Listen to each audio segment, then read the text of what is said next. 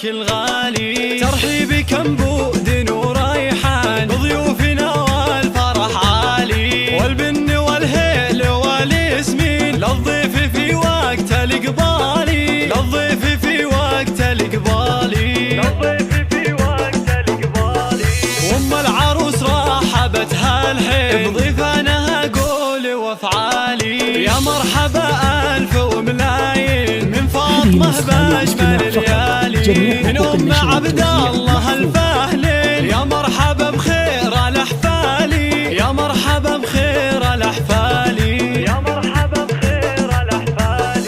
المحفل اللي ضياهي بي بعروسي تفرق على أجيالي، صار الحلا والغلا والذوق أوصافها ما لها مثالي، بنت الفخر قدوة الوافين عبد العزيز شيخ الرجالي، عبد العزيز شيخ الرجالي، عبد العزيز شيخ الرجالي. وراعي المواقف دربي مين حيا علومه والافعالي، والعزوه اللي لها حامي الذخر شيالة الرجالي، وساسها الغامد الباني امجاد من اول وتالي، امجاد من اول وتالي، امجاد من اول وتالي.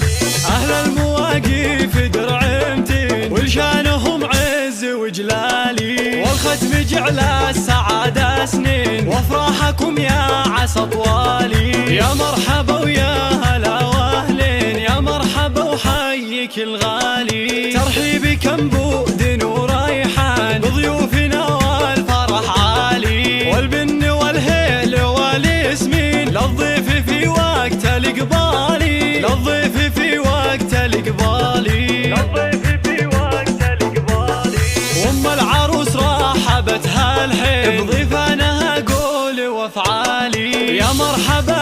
ألف وملايين من فاطمة بأجمل الليالي، من أم عبد الله الفهلين، يا مرحبا بخير الأحفالي، يا مرحبا بخير الأحفالي، يا مرحبا بخير الأحفالي.